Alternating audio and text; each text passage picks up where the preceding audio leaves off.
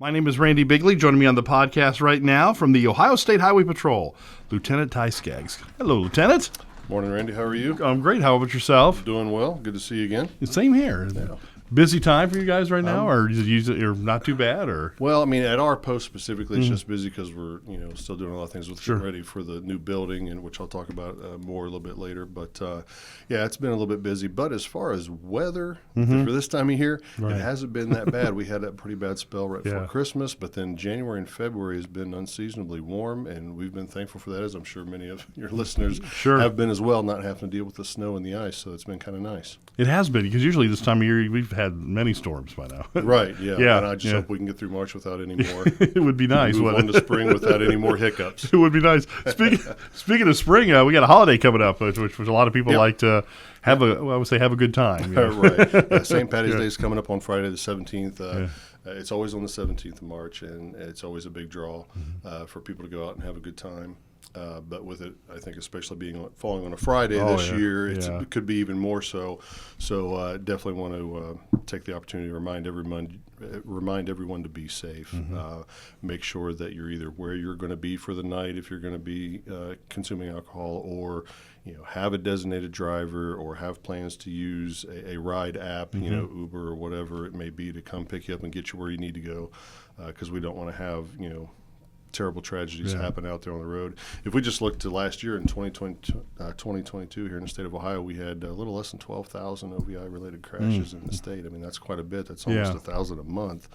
And I think about 634 of those were fatal. So that's a lot of lives lost because people didn't make the right decision, like I'm encouraging people to do now. So, in addition to making that decision for yourself, help friends and family members make that decision. If you know someone that maybe tends to sometimes not do that, look out for them, and encourage them to do the same thing, and try to do whatever you can to help save their life and other people's lives. Take their keys if you can. Yeah, it's just not. It's not. And if it's yourself out drinking, it's never worth risking that, is it? Absolutely not. Yeah. Yep. So, then also we were talking about weather. It's been a pretty mild January and February. Hopefully, it'll continue, like we said. So with the spring coming, people are probably going to start putting a lot more miles on their vehicles, trying to travel, get out, enjoy the really warm weather that'll be coming, next month and everything. So with putting more miles on your car, it's a good time for people to start thinking about vehicle defects that they could have on their vehicles. Weather can, even though it's been more mild for us, weather can have a toll on your vehicle, and you want to be checking your things like brakes and tires, different things like that, lights on your vehicles, and making sure that they're up to where they need to be and functional. Sometimes people kind of overlook that as a safety aspect. They just think of moving violations where you don't want to run stop signs and speed and all these things, which is obviously very important. But sometimes people overlook the importance of having a safe vehicle in regards to having everything working. So just to point out a few statistics, from 2018 through 2022, so a 5-year period, there was over 10,000 crashes in the state of Ohio caused by vehicle defects. Oh, wow. So that's quite a bit when you break that down per year. And of those, over 2,700 of those people were injured, and 49 people were killed.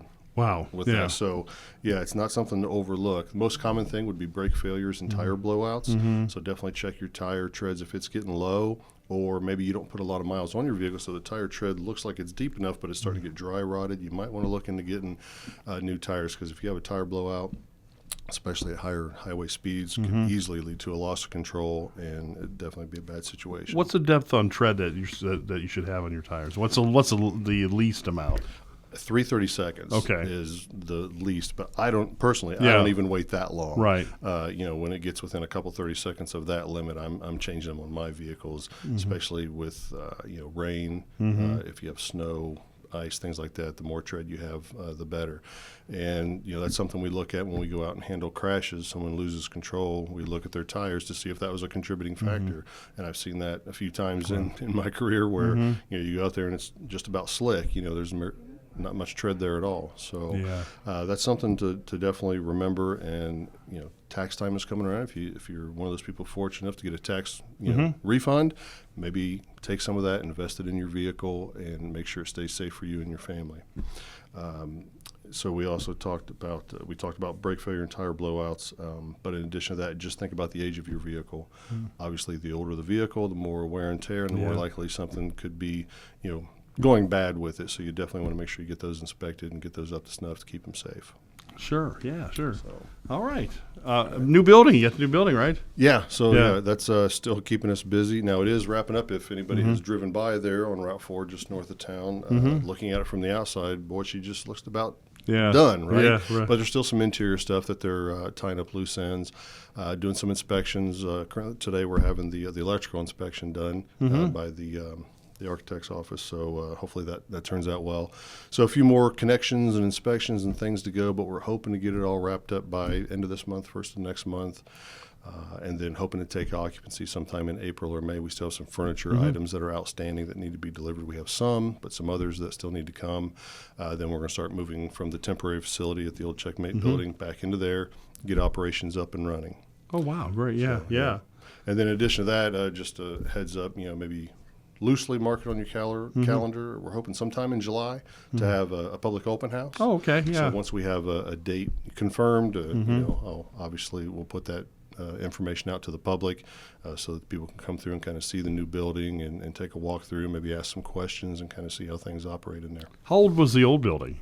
It was built in the 50s. 50s, okay, yeah. It was built in the 50s. I want to say 1954, if I'm not mistaken. So we definitely got our money's worth out of that building for how many years it lasted. But it was definitely time to upgrade and get this new one. And there's a lot of features that it has that the other building does not have. So it was definitely a good investment, I think. Technology changed since 1954. Yeah, exactly.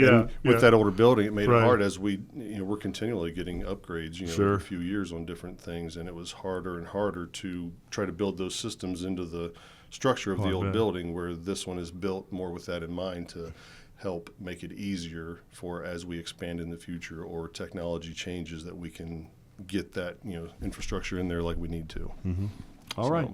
Before we leave, reminder that St. Patrick's Day is coming up. Don't chance it. Don't drink and drive. Don't chance it. Yep, definitely not. And remember, we'll have the open house sometime in July. Yeah. And as always, we're like many other people, we're still hiring right now. So recruitment, if you're interested in a career in law enforcement, definitely check out our website. And there's links there for recruitment and everything. We're trying to put a lot of classes through because we're a little bit lower on manpower, like again, just about everybody is. Sure, yeah. So they're trying to get 3 to 4 classes through per year. So hopefully, if that's something you're interested in and you put in for it, you won't be on a waiting list for too long. In years past, when we were closer to our upper limit, you might be on the list for 6 months waiting for a class to start, and in the meantime you're like, okay, well, where am I going to work or what am I doing? Where now hopefully that'll be a little bit less for you because we're trying to get those classes through a little bit more frequently. So all right, well, thank you so much. Thank you for having me. Thank you. Yep.